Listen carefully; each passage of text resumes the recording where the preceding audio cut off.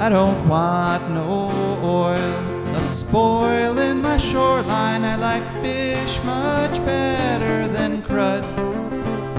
I like birds and things a-creeping and crawling. Won't trade no more oil for blood. The sun done give us all we need to make this country run. But that black demon oil's got us fussing and fighting, and I do believe it's time we was done. I don't want them nukes run by them kooks who think radioactivity is fun. No more three-headed frogs or kids with leukemia. Nuclear power ain't fit for a dog. The sun done give us all we need to make this country run. But that nuclear power's got us fussing and fighting, and I do believe it's time we was done. No nukes! Good morning, Toledo, and good afternoon, Columbus, and hello to those of you listening on the internet, wherever and whenever you are.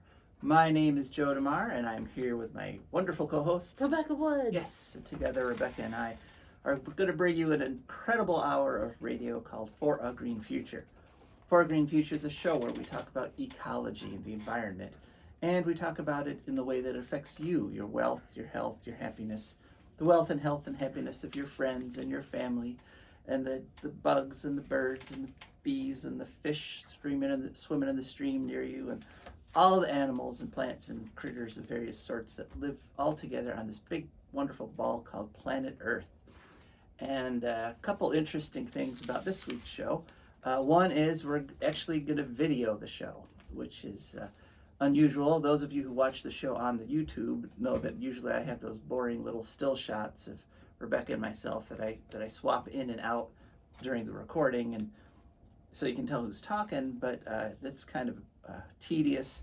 And you know, I'm sort of experimenting with the idea of maybe going to also doing this as a podcast, and so I'm going to video us this week and see how that goes, and should make for a more interesting video.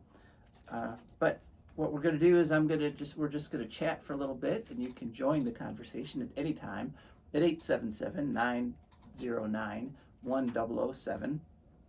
That's 877-909-1007. And we're going to just chat for the next 15 minutes or so. Then we're going to hear from our special guest, Josh Wright. He's with the Rainforest Flying Squad, and talking about what's going on up there on Victoria Island in Canada, where they're still desperately trying to save the last of the old growth.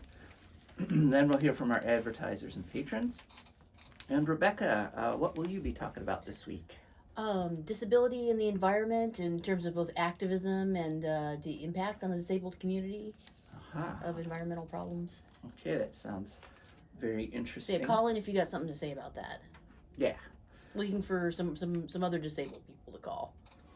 Okay. I could have lined that up in advance, but I never do anything till the last minute, so wondering the magic of ADHD. Yes. Well, so that's something to look forward to. And then we're going to have a bunch of ecological news. And what a week it has been, ecological news-wise. I mean, all kinds of stuff happened this week that have been sort of building up for years, and they sort of came to a head this week. So you'll want to stick around for that. And unfortunately, this week we won't be taking texts on the air because I'm actually using the cell phone to take this video. And I had this really complex thing set up where I have a second cell phone, and we put them together on a network, and that just all sort of fell to pieces.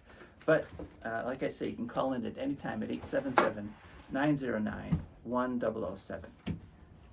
All right, well, one thing I wanted to talk about was I got another invitation to the Governor's Fish Day. They gotta, in the very least, stop inviting you. They should. They really should. Because Stop having them, but they should really stop inviting you in particular. because we did a whole show on this last year, a whole interview on it, and basically, this is unethical. Yep. Basically, the governor is inviting the press to a special fishing trip. It's going to be August 18th, and the itinerary is very nice. You get coffee and snacks at 6 a.m., and then you go off on your boat. You're on the boat from 7 to 12:30, and then you get a lunch, a nice lunch, and then you hear the governor makes a presentation. And the problem is, what we did last year is we talked to someone from the Society of Professional Journalists. Reporters aren't supposed to accept gifts like this from the people they're reporting on. I mean, a trip like this would cost you maybe $600, maybe even $800 these days. You know, and it's wonderful. It's a lot of fun. And apparently you go out on the boat with Republican lawmakers. And, you know, if you've ever gone fishing, you know, if you spend a day on a boat with someone, at the end of that day, you're either going to love them or hate them.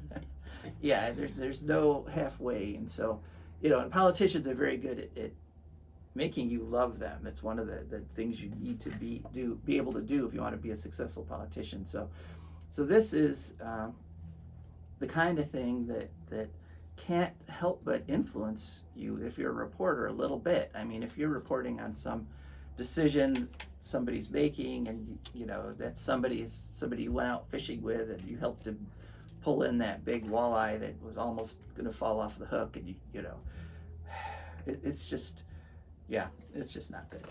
All right, but something that is good, something else that I wanted to talk about is gardening, of course. And my garden this year is, last year I had an incredible garden. I mean, just so much produce of every sort that I literally couldn't keep up with it. I was giving tomatoes to friends of friends, kind of a thing.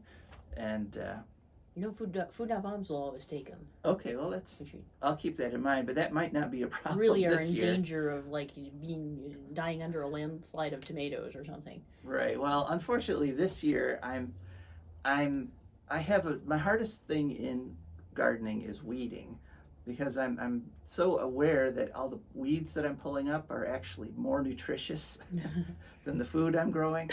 You want to pull them up and eat them then? Well, I have been, yeah. Okay. Literally, I've been just going out in the garden and just grabbing handfuls of like lamb's quarters and just eating them right there, which is great. It's very healthy, but they're taking over. The wild plants are winning over the plants I'm trying to cultivate. So I got to get out with the hoe today and do some very serious mayhem in my garden. Have yourself a salad. Yeah, salad. And I was also thinking I might be able to freeze them, you know, maybe stick them in freezer bags, and I'm going to try that. But it's probably you can Google recipes for lamb's quarter. Yeah, oh yeah. Oh, and anything you could do with spinach, you could do with lamb's quarter. It's better.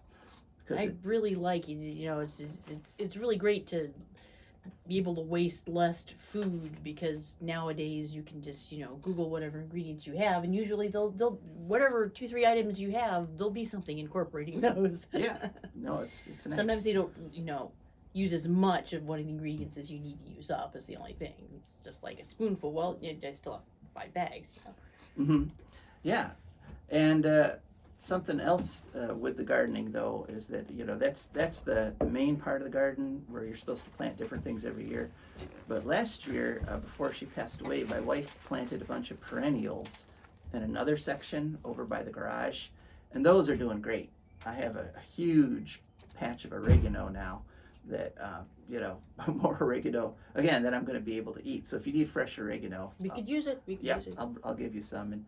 And black-eyed Susans, and also motherwort, which planted itself, which is a wild plant, but she loved motherwort. And the bees and all the pollinators loved that motherwort too. I was watching them this year. They just were descending on it. So I guess pluses and minuses, successes and failures in the garden.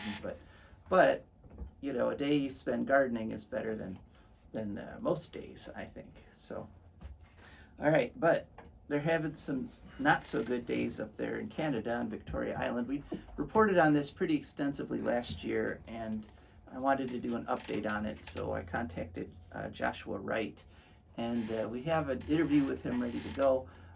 Basically, what's happening is the government of the NDP, National Democratic Party government of British Columbia, is promised to protect the old growth, but instead they're cutting it down as fast as they can. So, but let's go on to that interview. Well, you know, it'll be easy to protect if they have it all in a nice little safe warehouse with a guard, right? I suppose, yeah. Okay. Let's just go to the interview. This is Joshua Wright. So, all right. Hello, Joshua. Welcome to For a Green Future. Yeah, thanks for having me.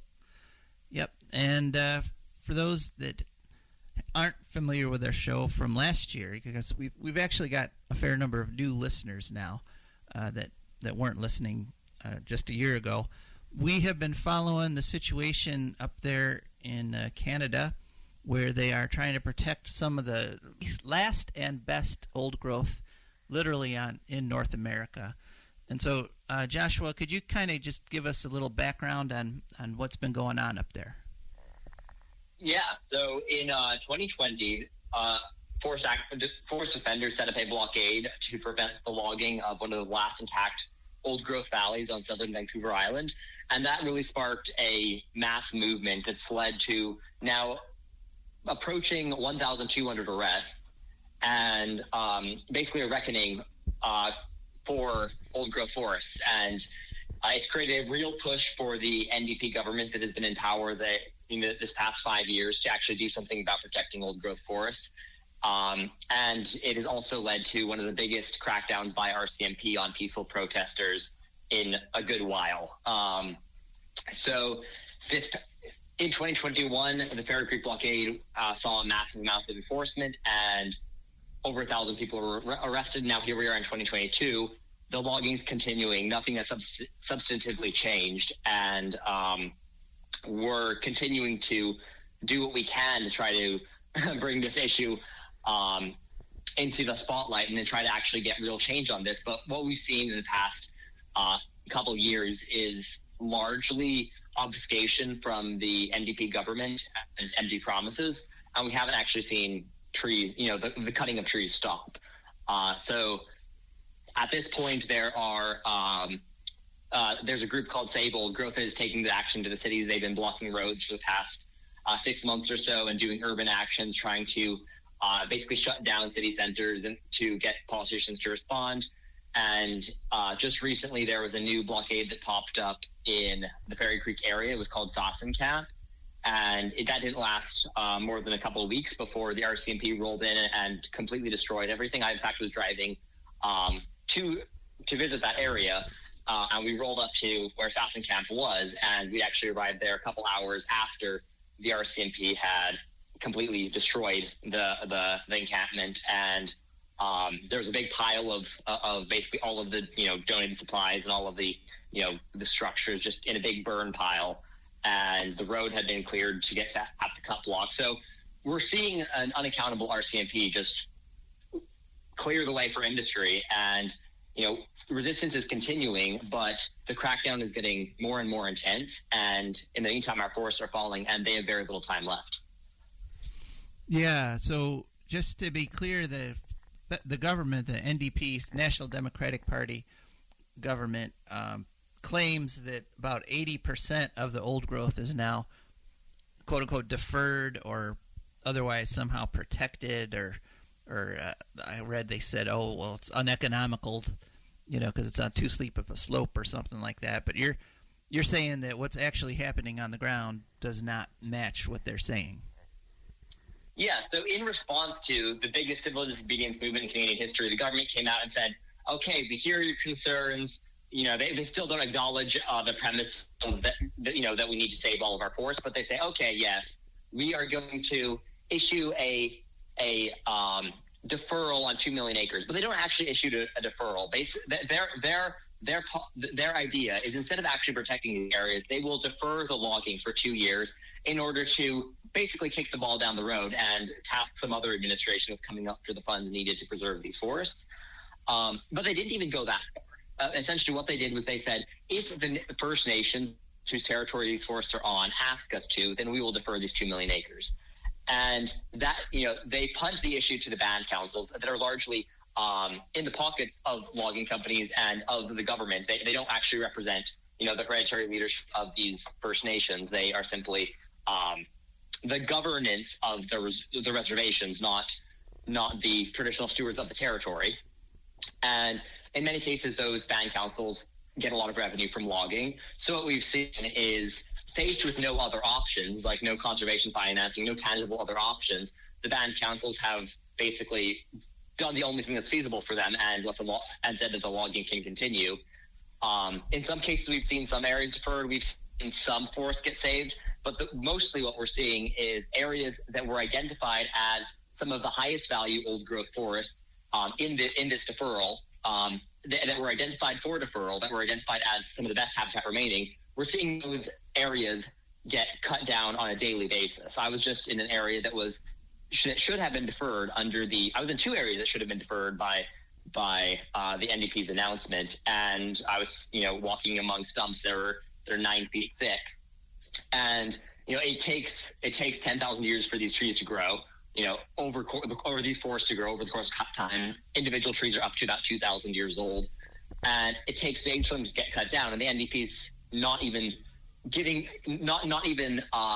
being committed enough to defer the logging to actually come up with a real solution. And what we're seeing is massive carnage on a massive scale, while essentially the wool is being pulled over the eyes of the public.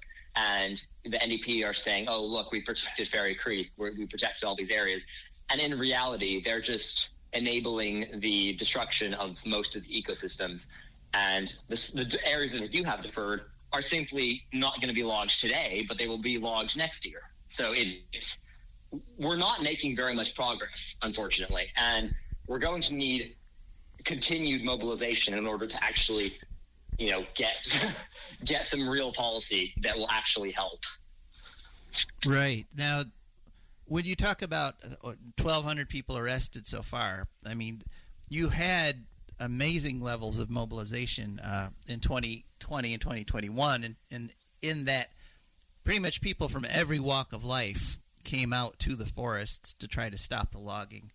Do you still see that, or has it been, has it kind of been, since it's getting harder to protest, are you getting a narrower kind of person out on the field? Yeah, I mean, the government really cracked down hard on protest. They've been in the initial arrests and continuing now, since there are fewer and fewer people out on land. They've been making extremely violent arrests. The RCMP has. They've been pretty much ignoring what the courts tell the RCMP they can and can't do. And because of that, it's like it can be rather dangerous to be out there. But it's a combination of people being afraid to go out there because government crackdown is so incredibly harsh, and many of the most committed Indigenous land defenders can't be out there because they have orders. They're not even allowed in the region without being arrested. And then on top of that, the fact that so many people have been brutalized, and then from the government side of things, the government is to the general public is spending a lot of money on PR, saying, "Look, we've protected 2 million acres," and the reality is they've done pretty much nothing in terms of protecting actual forests. They've come up with a bunch of numbers that look good, but if you do any digging into those numbers, and many organizations, including the Sierra Club, have, and they've found that most of those forests are still getting cut down, and the government really isn't listening to Indigenous leaders who want these forests protected, while they're very happy to listen to Indigenous band councils that work with industry and are supportive of the logging. So it's a double standard. It's like they say, well, we want truth and reconciliation, so we can work with so we need to work with band councils to achieve their desires for these forests. But if a desire is for them to be protected, then you just kind of don't hear back from the administration. It's really getting critical, isn't it? I mean, there's less than 2% left, or is it now is it down to 1%? Do you have any estimates on how much old growth is actually still standing? So there's I don't have all of the numbers off the top of my head, but it's in the ballpark of about 5 to 7 million hectares of at-risk old growth. But when you look at that, we're logging about 50,000 hectares a year. So on the surface, it might seem like, oh, well, that's a good number of decades of old growth logging continuing. But the reality is that not all old growth is created equal. So while the government may be able to say, look, we have millions of hectares of old growth in the parks, the majority of that is, trees that are less than a meter across growing on rocky outcrops in muskegs and swamps, not trees that are, 10 feet thick and 1,000 years old.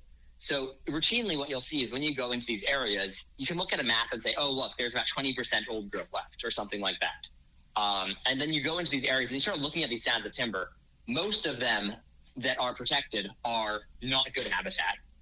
And the ones that are good habitat are almost extinct. So one of the things, I do a lot of exploring of these areas to document and photograph them. And one of the easiest things you can do to find the biggest and the best trees is just look at where they want to put a road or look at where the cut block is going to be. And while you might have explored a million other areas that have that look good on the map potentially, but when you get there, it's like, it's mostly smaller trees. It doesn't have it doesn't have the monumental cedars that are so important culturally and for the climate. And then you go into one of these cut blocks and suddenly it's some of the most spectacular forests you'll ever see. So it's a matter of saving the best of what's left. And right now the government is allowing the best of what's left to be cut and protecting the mediocre forests that both have less carbon storage, less habitat value, and are also a lot more common than these actually, rare forests, the forests that you think of when you think of old growth that feel like the redwoods rather than, a swamp. Right. And have the moss covering them and all the species that go along with the real old growth. Exactly. So, a couple quick points. One, you mentioned that the native groups are getting a lot of money, but in fact, actually, they're only being paid like a pittance, right? They're only getting pennies on the dollar in terms of the value of this timber that's being taken off their lands. Oh, absolutely. The Pachita, where Ferry Creek is located, they get about, I think it's around $250,000 per year from stumpage fees at off of TFL 46. Like that's their portion. The government gets a significantly higher amount of that. But when you are a First Nation that only has so many revenue streams, that isn't nothing, and you can't walk away from that if you have absolutely no alternative. So if it's a choice between pittance and nothing, in many cases they're forced to take the pittance. Right, but let's just focus on the pittance-ness about it, though. You mentioned 250,000, but the timber being taken off is worth what, 10 times that, 20 times that? Well, you can put it this way: Keely Jones has a revenue of $50 million per year. And the primary area that they log is on Pachita and Didadat territory. So they are extracting easily 10, 20, $30 million worth of timber off of there every year. And paying $250,000. Yeah, exactly. Yeah, crazy. And one other big point I want to make, because this is, relating it back to us over here in Ohio, the value of the old growth in terms of carbon sequestration, we've really only recently been learning just how important that is. Yeah, the forests around Ferry Creek, for instance, per hectare, they store about 1,300 tons of carbon per hectare. That's more carbon rich than any other ecosystem pretty much in the entire planet, with a few exceptions. And like that level of carbon storage is absolutely critical in the climate crisis. And what we should be doing is focusing on restoring areas that have been clear cut so that they can have that massive amount of carbon stored in the forest, but primarily in the soils. So the soils in these old growth forests are massively complex. They have, mycorrhizal networks, and trees talk to each other. But that's about, those soils are generally about, a meter thick in old growth forests in the rich, productive ones. And when you log, almost all of that disappears, and about 60% of the carbon is released immediately upon logging. And in fact, under the Kyoto Protocol, if you cut down an old growth tree and plant a sapling, that's considered a carbon neutral activity. Even though when you cut down an old growth tree, you release literally hundreds of tons of carbon per acre. And the trees that that you plant subsequently will take thousands of years to recover all of that carbon, because that carbon has been building up since basically the last ice age. And if we let these forests live, they will continue to, these soils will continue to get richer and richer and richer and store more and more and more carbon. So it's anachronistic to be talking about climate action as Jagmeet Singh, the leader of the New Democratic Party, does on a routine basis, talking about climate action and basically mouthing all the progressive arguments, while at the same time endorsing one of the destruction of the most carbon-rich ecosystem on the planet. It's insane. Yeah. Well, if people want to keep up with this, if they want to sort of follow what's going on, how can they do that? Well, you can go to laststandforforests.com. You can also go on Instagram and look for Adakes, which is the traditional name of Fairy Creek. And yeah, honestly, if you're passionate about this, reach out to start reading the news about it. Reach out to the people on the front lines and get out there, because Fairy Creek, even though it's on a bit of a cooling off period right now, there's a lot to protect, and there's a number of other blockades being organized. Even here in the U.S., there's actions that are starting to take place, and I'd encourage everybody to get involved. Yeah, one of the things we're reporting on or following is Biden's plan to, quote unquote, treat. Okay. All right, well, keep it up, Josh. We'll talk to you in the future. Yeah, thank you. Sure. Good luck. Thanks. Bye. All right, and that was our interview with Josh Wright with the Rainforest Flying Squad there. Well, thanks so much for listening to our interviews, and like I say, this is the kind of news that you're not going to get pretty much anywhere else. I mean, we've been following this for a couple years now, and it's still a vital problem, and we still need to pay attention to it. And we can't let stuff knock off the important stuff off our radar, because then you don't do anything with the important stuff. And one important thing are our sponsors and advertisers. Yay! For Green Futures, brought to you by the Wood County Park District. The Wood County Park District is a natural resources conservation agency. They protect natural spaces, maintain quality green spaces, provide engaging programming, and they teach people to love and respect nature. They restore wildlife habitats, and they lead outdoor adventures. Wood County Parks protects natural spaces in Wood County for all to enjoy, from 8 a.m. to 30 minutes past sunset every day of the year. And there are several ways to get a hold of them. One is to call them at 419-353-1897. That's 419-353-1897. Another is to go to their website, which is very simply wcparks.org. And then you can also download their nifty app from the App Store. Any app store, go to search for WC Parks. It's a free app, and you get to see all kinds of cool things. And of course, they're on social media: Facebook, Instagram, Twitter, etc., etc., etc. That's the Wood County Park District. And this week, For Green Futures also brought to you by Lamb's Quarters. Yes, that amazing plant. 100 grams of lamb's quarters has 4.2 grams of protein, 24% of your daily calcium, 7% of your iron, 10% of your potassium, 14% of your dietary fiber, 64% of your vitamin A, 13% of your vitamin B1, 34% of your vitamin B2, 89% of your vitamin C, 24% of your calcium, 24% of your copper, 32% of your copper, and 34% of your manganese.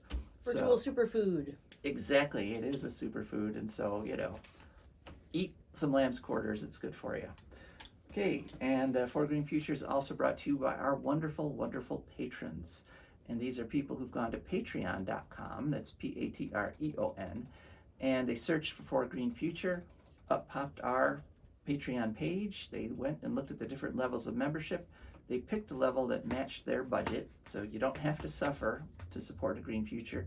And actually, that's one of our big points on For a Green Future, is that the Green Future is actually better. It's easier. It's you'll be healthier. You'll have more money, not less money, if we switch over to a Green Future.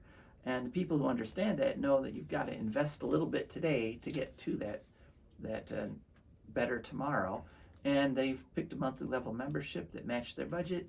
A little bit comes out of their account every month, comes over to us, And that's how we could afford to bring you For a Green Future. We're very grateful. And I'm also very grateful every week because Rebecca comes up with an interesting little story about something or other. And what are we talking about this week, Rebecca? Well, in honor of Disability Pride Month, we are talking about the environment and disability and disabled activists for the environment. As a general overview, I found an article in the ABC News site from November 24th, 2021, pointed out that 15% of humans basically live with a disability. And probably that number is going to expand as the boomers get older, for starters. Well, maybe that's leveled off now. I don't know. They're all pretty old, a lot of them. Well, a lot of them are actually going out the other end of that Yeah, there we aging go. thing. So. Yeah. Maybe that'll change. But yeah, I know we all want to be shot at the age of 93 by the spouse of a jealous spouse of a lover, but that probably can't happen for all of us. So a lot of us are going to, almost all of us are going to experience increasing levels of disability as we get older. It's just how it is. We weren't built to last, as Jim Morrison said. Despite that, there's been very little research, and there's just a little bit starting to emerge on the impact of climate change on the disabled. We know that natural disasters disproportionately affect people with disabilities for some fairly obvious reasons. There's going to be trouble evacuating if you have a disability. Where are you going to go? I mean, if you have a large mobility device, for example, that you really need to get around, who's going to take you? I mean, some disabled people own cars, okay, but a lot of them are dependent on public transportation, and the charter bus is not going to wheel up and get you out of here. That's not, it couldn't get all the disabled people at once, even if they wanted to stay. And no, they're going to hightail it out of town, because they have a sense of self-preservation. So it's no one's job to rescue disabled people during natural disaster, first of all, which there are going to be more and more of because climate change. Also, a lot of people with disabilities have breathing issues. That's something that's going to make it harder when, especially with COVID, now there's a lot of people with lung damage, and with more pollution and with less oxygen in the air, that's going to be increasingly a problem. It's going to affect the disabled community disproportionately. A lot of people, including my friend Helen Grubb, who has MS, commented on my Facebook post about this. And one of the things about MS and many other disabilities is you have trouble regulating your body temperature more than an average person. So yeah, in a lot of ways, just allowing climate change to continue is genocidal of the poor and of ethnic minorities and also disabled people. It's a genocidal policy. There's also, there's no accommodation in emergency shelters. I mean, even if you can get into them, which is dubious, some you can, some you can't, a lot of disabled people need help with things. They need help with personal hygiene things and getting in and out of their mobility device, and a lot of, getting dressed, getting ready.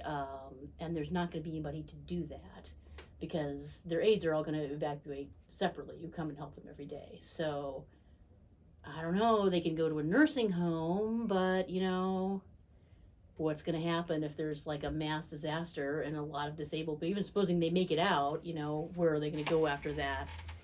It's scary. It's one of the things that my stepmom, who is a functional quadriplegic with cerebral palsy, we were having the local visitability ordinance where you have to have certain things in new construction, including one grade level entrance, so that people can get in, without a ramp, and at least the bathroom's set up so the wall's reinforced, so you can put a grab bar there, for if you need it later.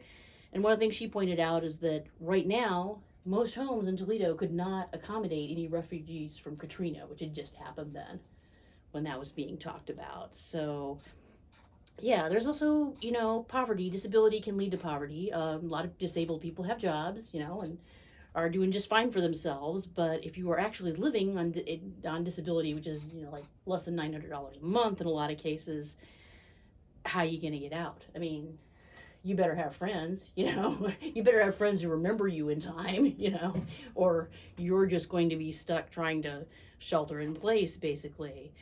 A lot of these things also double for reasons why disabled people have trouble participating in the environmentalist movement.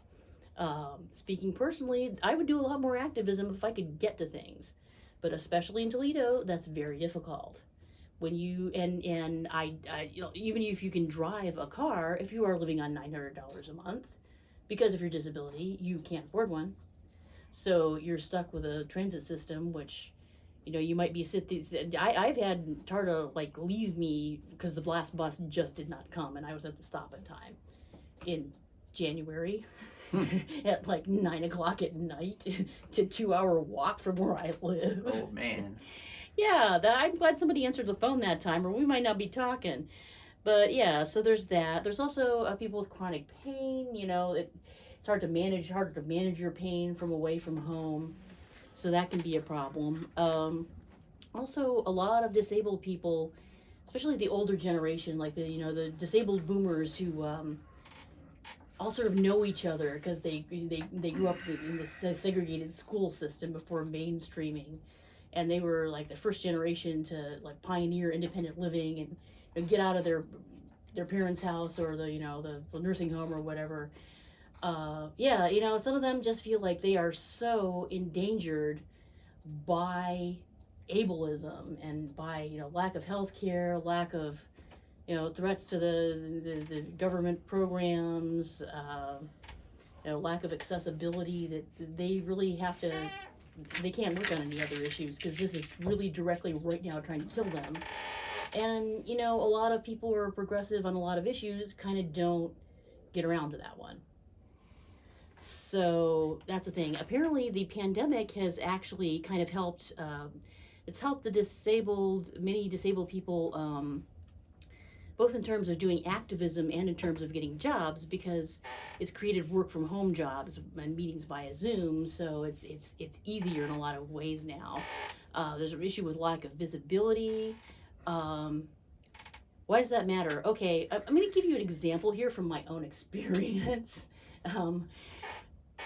One time, I forget, somebody I know had called a restaurant or walked into a restaurant and said, okay, well, you should maybe have ramps or something so disabled people can get in here. And they said, oh, we never get any disabled people in here. This was their answer. Well, why do you think that is? Yeah. There may be a chicken in that egg that you're talking about there. Yeah, because, they were driving by and they looked at your place and they're like, oh, God, I'm not going to be able to get in there. That's just going to be a nightmare. So people do not enjoy, showing up and having to, flag someone down and get their attention. And then this actually happened when we had a Lucas County Green Party meeting at a restaurant. It was a nice little restaurant, but there was an older building and they had this sort of random step for no reason that really didn't even need to be there, architecturally speaking, and they were nice about it. They saw the disabled person trying to get in and they ran and got a piece of plywood so they could go up that and everything, but nobody really enjoys having it be this huge stressful production and drama about whether they're going to get in. Right. That's not fun.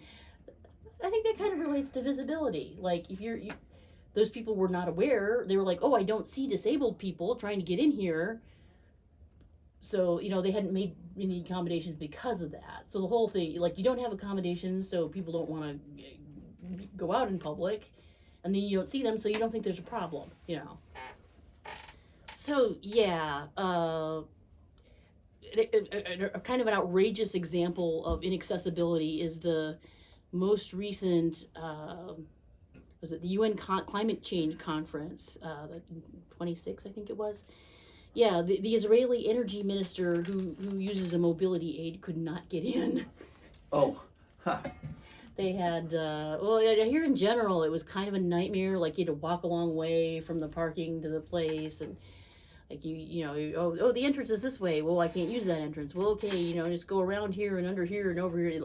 If you ever tried the Ohio State Capitol, there's a way you can just get directly from a lot of the buildings in the Capitol area, but if you are disabled, it's like a maze. It's you park here, and you go through this building, and then you go down on this elevator, and then you go around this ramp, and you end up going 5 times as far. It's crazy.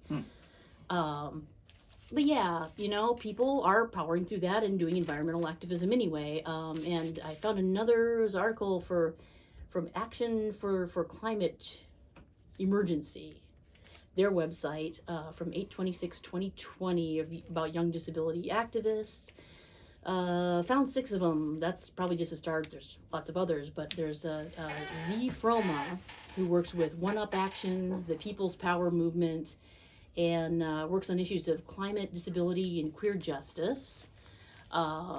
Izzy Lederma, and disability awareness around climate crisis is this her area of interest, or I think their area of interest, I forget. Should have written down the pronouns. Got Ehlers Donos. Some people, like, they wrote their own little sort of thumbnail autobiography, so some people chose to identify their disability, other people did not, which involves pain and mobility issues.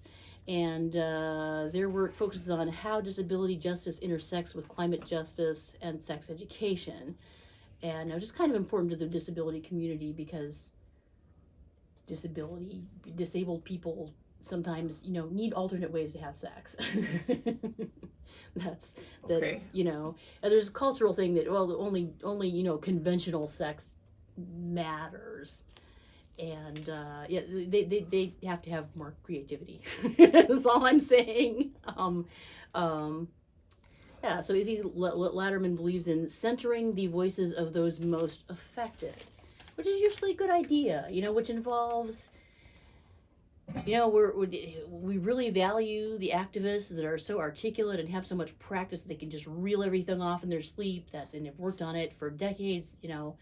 Those are great people, but it's also important to bring up people who maybe don't have as much practice, but have the stories, Mm-hmm. who are going to be the first to go when things go south. We also have Madeline Crowley, who is researching the experience of interns at disability rights organizations.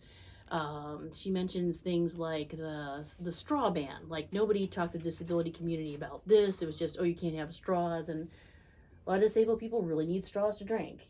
They can't pick up the glass, and it's kind of important, or other disposable items for health reasons. She also feels like disabled people have been left out of the conversation in both climate change and disaster preparation, basically.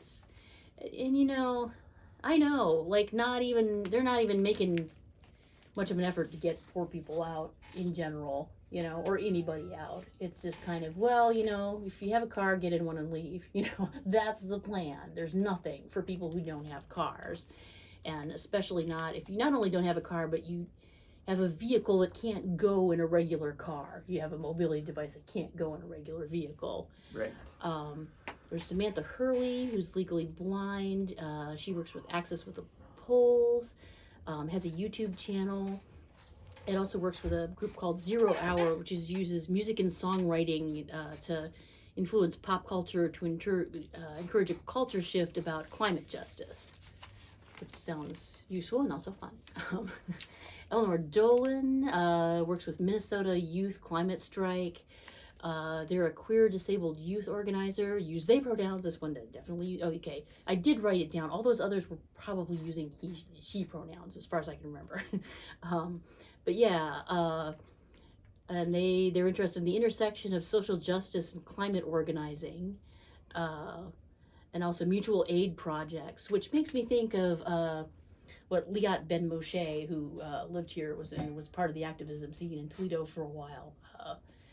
One thing that she says that's kind of important is that there's something to the effect of if the anarchist community and disability rights community have anything to say to each other, it's that early anarchy was a lot about, well, we're going to take care of ourselves. I'm going to take care of myself and not rely on the system. And that kind of, I felt at the time too, kind of leaves out, just translates to, well, we don't care about anybody who's not young and flexible enough to climb in and out of a dumpster, Yeah. So, or you'd see outrageous things like, we need to get rid of the cities by blowing up the sidewalks. Well, how is that going to help? It's not going to hurt the people with cars, All right. Well, I think we got to move on here, but thanks so Alrighty. much for. Daphne Frias. Oh, we also. got one more. Okay, go ahead. Go ahead. Daphne Frias, disabled Latina, works with Safe Bay and Box the Ballot. So Okay. yeah, there's more, but read the article. It's great. All right. Good enough. Thank you, Rebecca. You're welcome. All right, now on to ecological news, and we got a ton of it. So here we go. First up, nice piece of good news. Electric car sales are up around the world. An article on Inside EVs on July 6th. Global plug-in electric car sales increased 5% in May of 2022. And in fact, now electric cars, the market share for electric cars globally is up to 12%.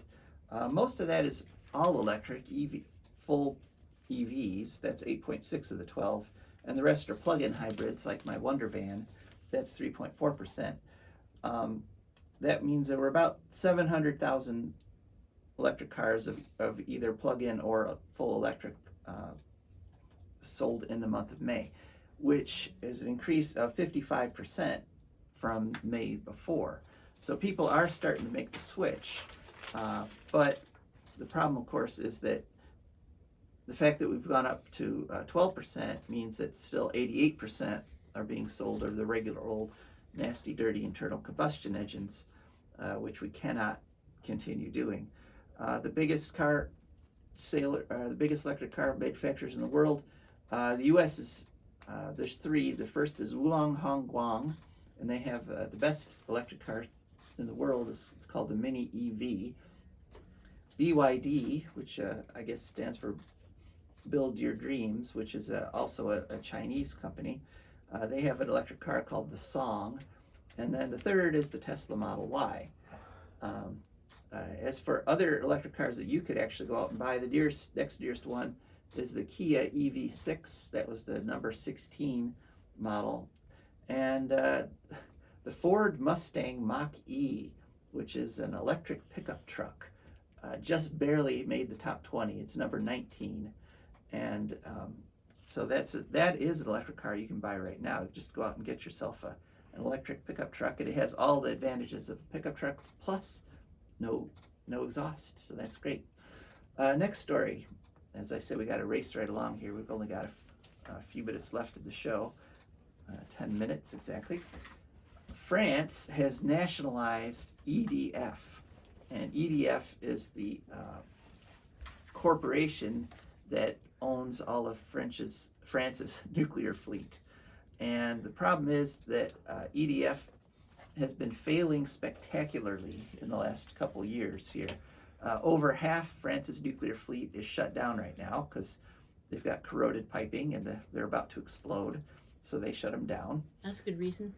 Yeah, 60% of French people are drinking water contaminated with tritium leaking from the French nuclear plants. Yeah, that's not good. Yeah, France had this wonderful plant in China, which was supposed to be the next generation nuclear power plant, and it promptly started spurting coolant water. It was so great. Why did they locate it in China exactly? I want to know. Well, this is really great. It's really safe. We're gonna put it over by your place. Right. Not where we live.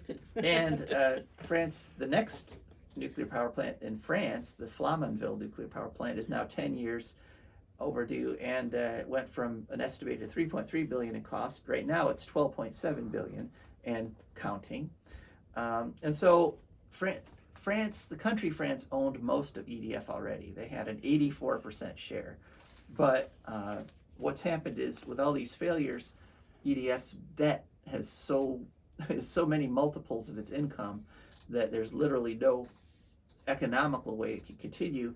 And so France has nationalized it. And so now France is going to own 100% of EDF and use taxpayer money to keep their nukes going.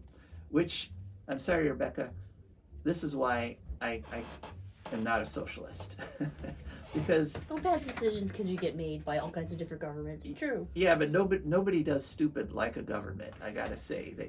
France has decided they're still all in on nukes, even though nukes are failing spectacularly. So they're nationalizing. They're going to have socialized nuclear power in France, which sucks.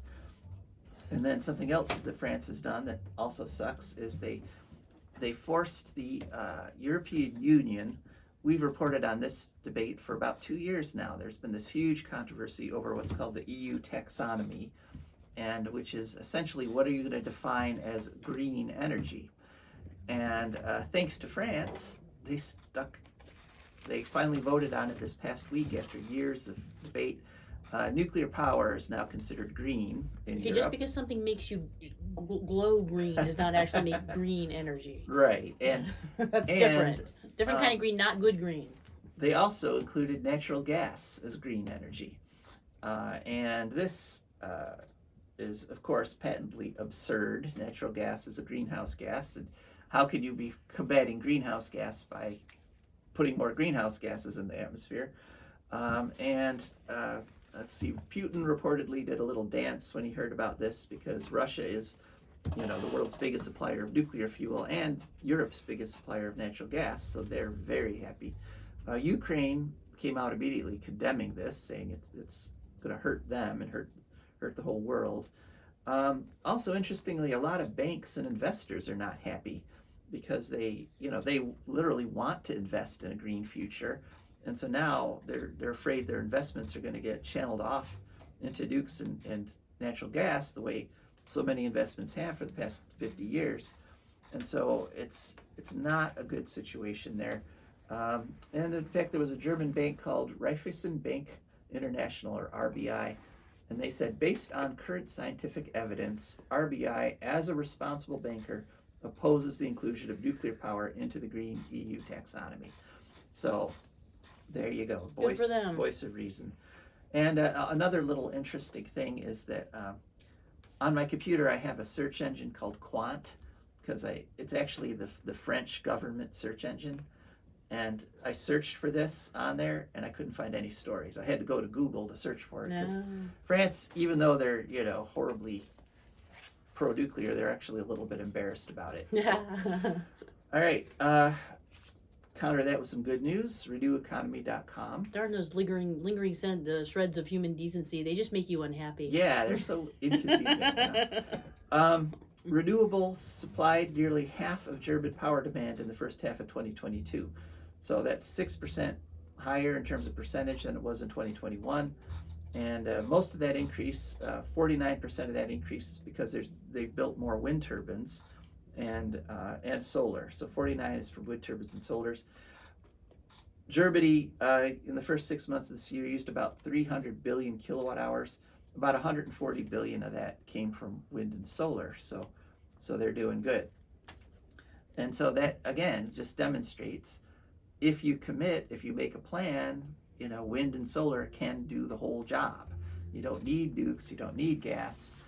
You do need conservation. I mean, we do have to be careful about how much power we use to do things, but you can do everything you need to do with very little power. So, all right, so now we're just jumping all over the globe here.